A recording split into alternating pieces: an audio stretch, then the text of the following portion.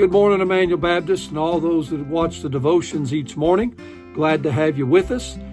This is Wednesday morning. Looking forward to church tonight, and hope that you'll join us 7 o'clock through Facebook, our website, our YouTube for our live stream service, and praying that God gives us a great time. This morning, I'm interested in Colossians chapter 4. I'll read verses 5 and 6, but I'm interested in verse 6. Several days in my normal Bible reading, the Lord just pointed something out to me, and then it just led to this verse. Felt like the Lord said, share it with you this morning. In Colossians 4 and verse number 5, the Bible said, walk in wisdom toward them that are without, redeeming the time. Verse 6, let your speech be always with grace, seasoned with salt, that ye may know how ye ought to answer every man.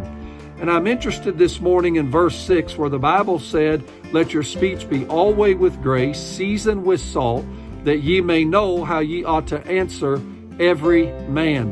I'm interested in that this morning.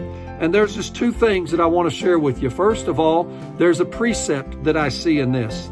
Several things about this precept. Notice the speech of the precept. God said, let your speech.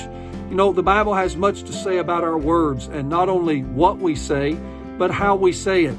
And I'm afraid as independent Baptists and as preachers, and many times just as Christians, we don't always do a good job of following this verse. Oh, we have a lot to say, but the Bible said one day we're going to give an account for every idle word. Our words matter. They matter to God, and they ought to matter to us. So I see our speech. But then in this precept, I see there should be a sweetness. Let your speech be always with grace. That word grace means a graciousness, a sweetness, a charm, a loveliness. God said that our talk ought to be full of grace, full of sweetness, full of charm, loveliness, graciousness. Even if we're having to tell someone something they may not want to hear, God said, let your speech be always. That means there's not a time that grace should not be a part of our speech.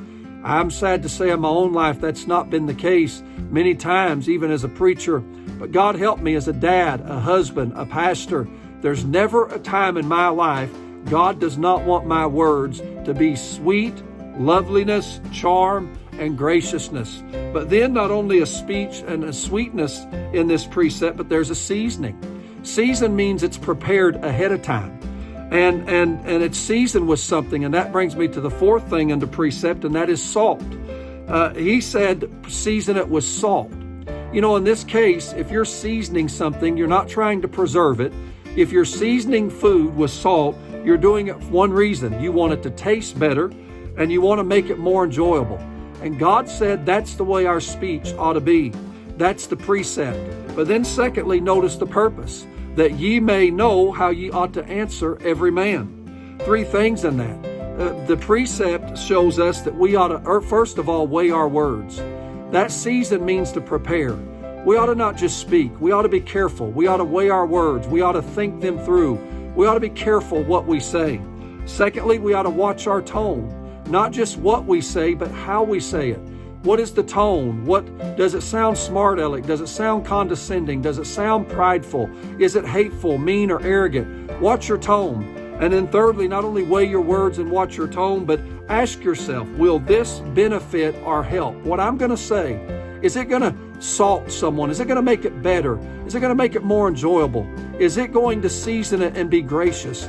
Watch what you say, and is it going to benefit or help someone? God bless you. We'll see you tonight.